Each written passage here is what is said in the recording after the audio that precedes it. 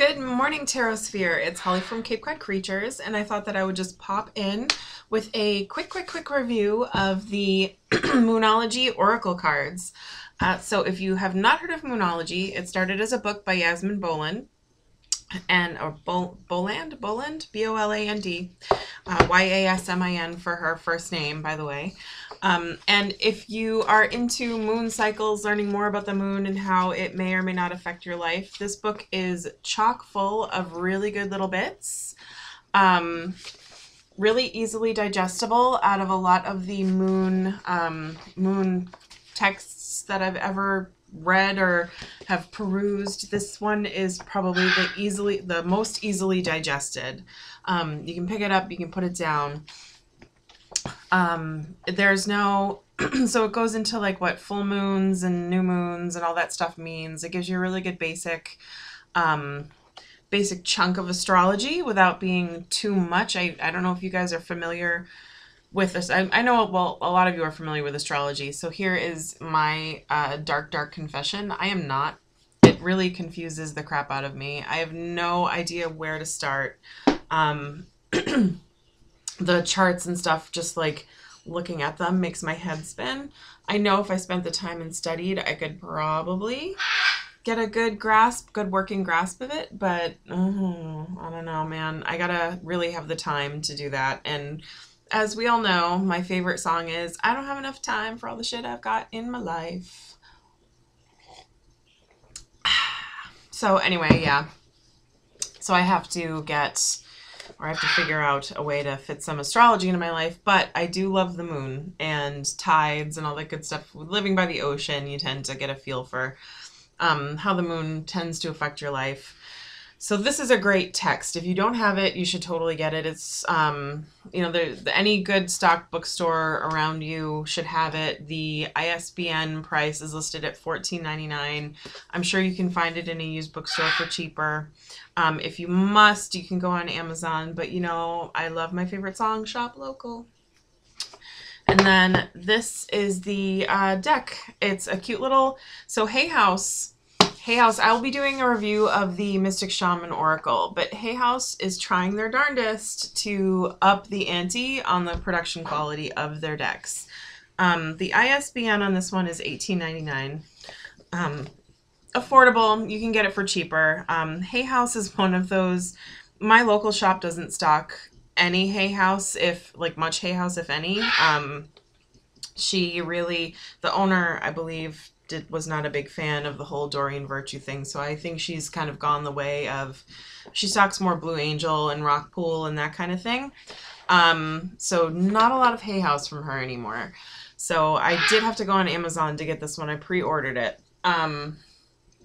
So I got it for less than the ISBN. So that is one of the bonuses of pre-ordering your decks on Amazon, I suppose. But again, if you can go local, go local. I actually just picked up these two little decks from my local shop. Totally adore these. But anywho, back to Moonology. So Hay House is trying to up the ante on their decks. If you have the Universe Has Your Back Oracle, and there's a few others, you'll notice that the boxes are much nicer. Where is my old, for example, my Doreen Virtue. So I've got exactly 2 Doreen Virtue decks in my collection. One is the Past Life Oracle deck. This is super glossy.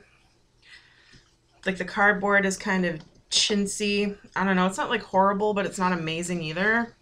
And on this one, you've got that nice matte feel, and it's got the silver inlay on the writing. And then you open it up, and the inside of the box is nicely printed. It says, "Let the moon be your guide." On some of their older boxes, it's just plain cardboard or a single color. So really, really out of the park as far as the packaging is concerned. And then you get the standard Hay House little white book, which they actually, I have to give them props. Their books are always super for little white books, their guidebooks are nice. They're not little white guidebooks. They're mini books. And they have been that way for a long time. Here's the Past Lives Oracle one. Nice and thick. Lots of information in there. And again, for a little white book, nice and thick. I believe each card gets a 2-page spread in the thing. There's Oh, and the artwork by this is the artwork in this deck, by the way, is by Rowan. Gorgeous artwork. We'll get there in a minute though. So you have a table of contents and then an introduction to the deck. My voice just cracked. And then what the cards are for, and then how to bless them, wisdom of the moon, yada yada. There's some spreads in here too, working with the cards, a little bit about the moon. So you get like a tiny itty bitty amuse-bouche of the information that you would find in this book. Like there's like a tiny little taste of the information that you would get from this book. But I mean, if you really want to like get this book, it's worth it. I'm not one of those people that's just like fucking get the book, but get the book. All right, so anywho, that is the little white book. And then there's like some advertisements for Hay House in the back because they are nothing if not amazing at marketing. Anywho, the bottom of the box, again, finished in that moon motif. It's got the Beaker says good morning. It's got the like an intro to the deck. It's just like the back of a book, but on a box, I guess. I like when back of boxes are a little more clean and like the barcodes aren't on there. So like I get that this is a bookstore deck, so it's got to have like the barcodes and stuff, but I just really love a clean look to the back of a box. And then these are the cards. What do I have going on here? I put a card backwards. All right, so these are the cards. And unfortunately, not that you would use reversals with an oracle deck all the time, but I know some people like to. With the back of this deck, though, you can tell when the cards are reversed. So if you can try to shuffle for a reversal if you want to, but it's going to be pretty obvious which is which. I mean, suppose if you're using it with clients. So the beauty of a Hay House deck is none of them are ever so pricey, and they don't usually go away so fast that you can't use the decks with clients. So, you know, if you're the kind of person that lets the clients pick their own cards, you can like do the reverse shuffle. But like, if you know your decks as well as you tend to get to know them, you know, I feel like you either consciously pick a reversed or an upset right side up card if you can see the difference in the backs. But anyway, that's the back. The cardstock has that nice matte feel to it. The old Hay House decks, oh my god, super glossy, super, you can see the shine on there, the shining. Some of them had that really disgusting the gilt edges, the gold gilding on the edges, and it just flakes off. Like every time I handle these decks, it looks like I've been playing with glitter. And very shuffleable, but the gilding tends to make the decks stick together in the old Hay House style decks. This stuff, however, the matte, once you wear it in, so I know a lot of people have a problem with matte, a lot of collectors, I should say, have a problem with the matte type of cards, because at first, shuffling with them is heinous. I don't know if you can see, but like when you go to, like the stuff just tends to stick together a bit more, so you get bigger chunks. But once you work with them for a while, it's like butter. They shuffle really well. You have to break the deck in before you can really give a matte deck a fair shake at whether or not it shuffles well. But you do have the initial problem of having it stick together a bit at first. The cardstock is good. It's not too thick, not too thin. Again, a usable, shuffleable stock. Hay House is, their stock has always been usable. So that's another point I have to give to Hay House is, their decks are built for being used, not for sitting on a shelf collecting dust. All right, so now on to the artwork. Now, clearly I have shuffled this deck a bit and I've used it a little bit. So we're just going to go ahead to the artwork. The deck is out of order. When you first get it, it comes to you in a kind of like full moons, new moons, this and that moons, all kind of nice and in order. But I've used it. Beaker, I swear. Gave him a nice big bowl of fruit and veggies, and he's doing this to me. But anyway, we have the Taurus, This is full prosperity lies ahead, new moon in Taurus. I don't know if you can, like, look at the artwork on the deck. It's just gorgeous. It's just completely gorgy. The colors are beautiful. This is Cardinal Moon. So each card has the little, like, there's no borders except for the little title on the bottom, which is not transparent. I thought it was semi-transparent, but it's not. It's actually got its own texture. But it has a little doobly-doo on the top, like a little description, and then it also has what phase the moon is in and what astrological house, if any, it applies to. So that's Cardinal Moon. Oh, and it's got the types of moons too. So throughout the year you get things like Salmon Moon, Worm Moon, Corn Moon, Blue Moon, like all that kind of stuff. You get the different types of, like, Harvest Moon. I'm naming all, like, the fall ones right now because that's where my head is at. But those are the kind, like, you get the names of the different types of moon, which is really cool. That's something you'll learn from the book, and that's also something you'll learn in Moonology. And also, if you have my other favorite moon deck is Spirit Daily Moon. They're into the different moons of the year as well. But this is new moon in Virgo. This is Super Moon. Says emotions are running high. Blue Moon, believe the impossible. Meditate and contemplate, new moon in Pisces.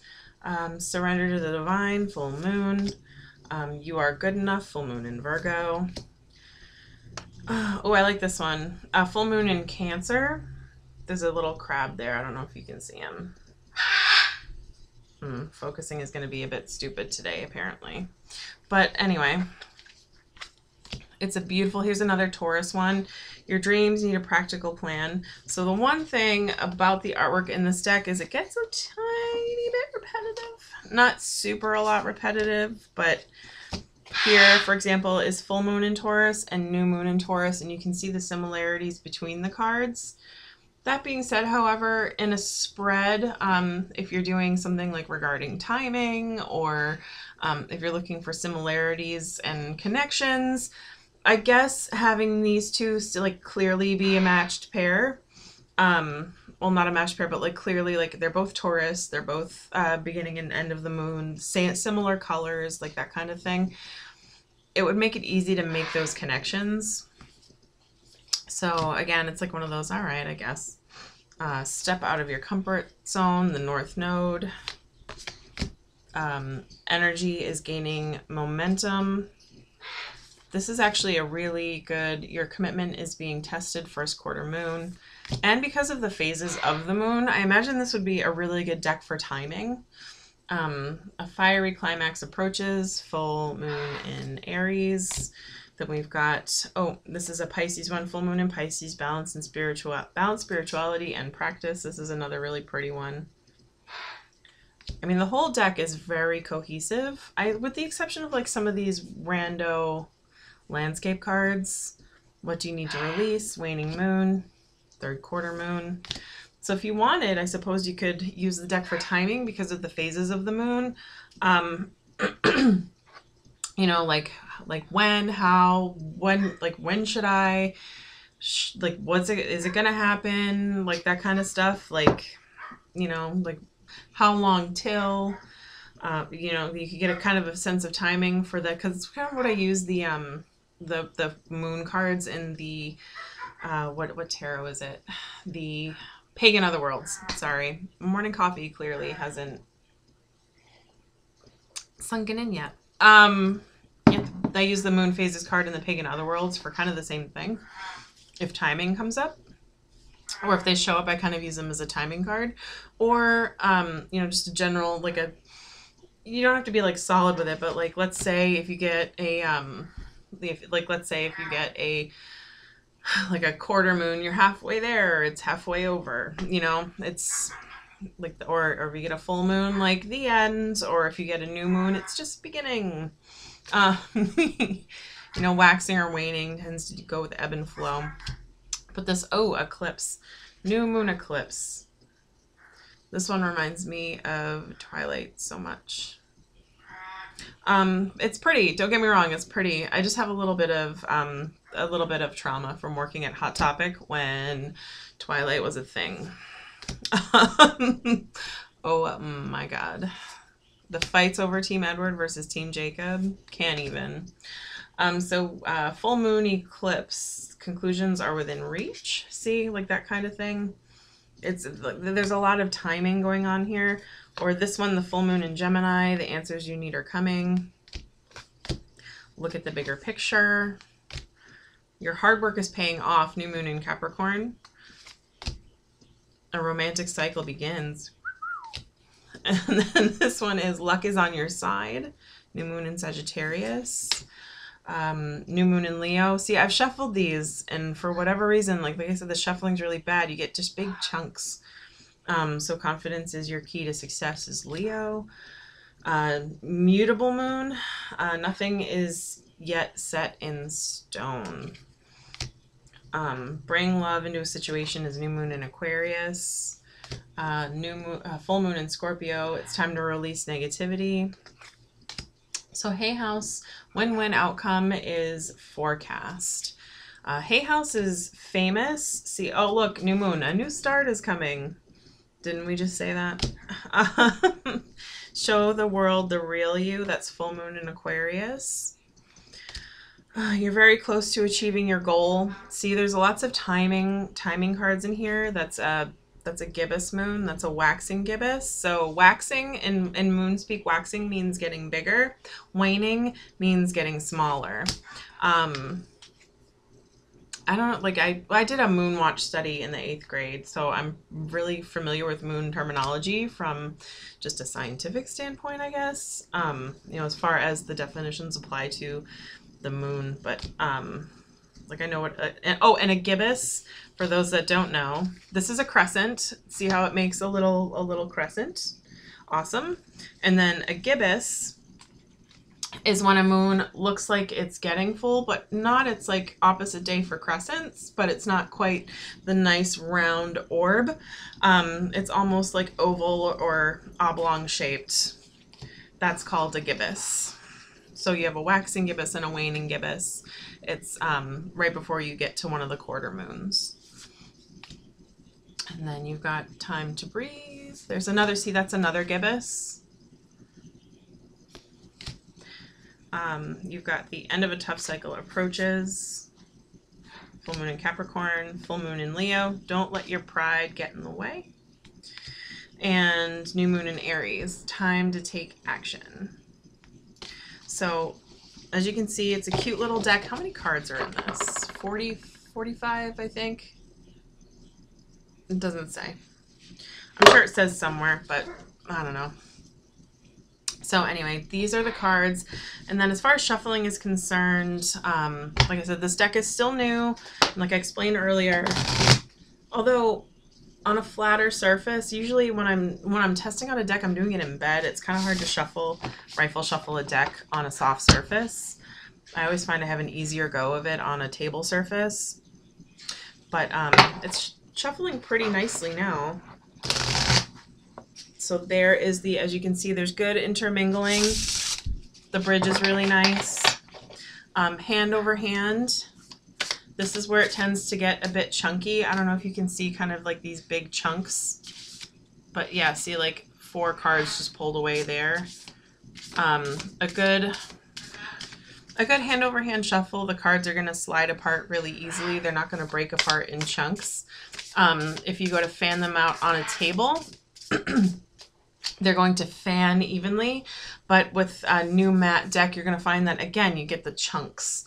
They look almost like little groups of 4 or 5 or more on the cards, but that's nothing that can't be fixed with a little bit of use. And rifle shuffling is clearly my preferred method. Oh, such a good bridge. All right, so we're going to do a quick pull. We're just going to ask for general energy of the day.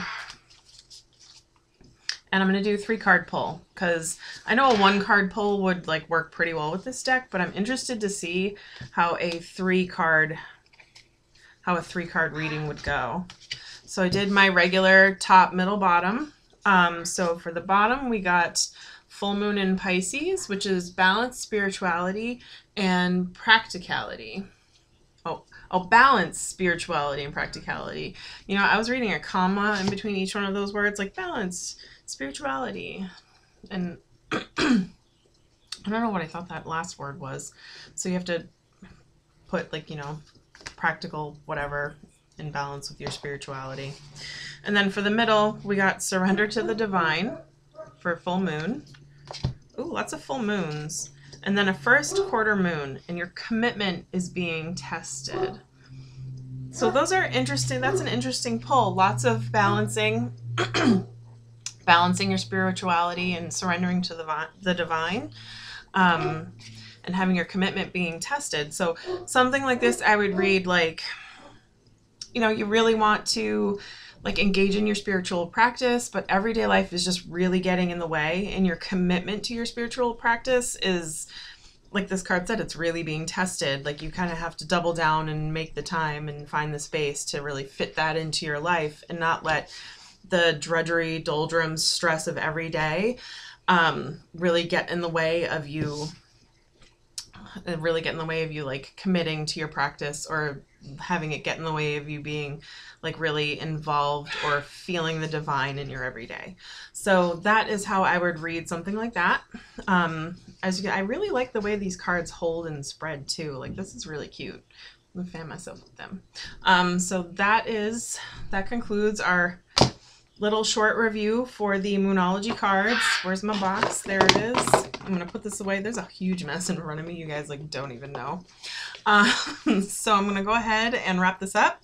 I'll put the link in the description box below, so you can check out the deck, buy the deck, all that good stuff. And again, like I said, buy the book. It's a really good book. All right, I'll talk to you guys later. Bye, Tarot Sphere.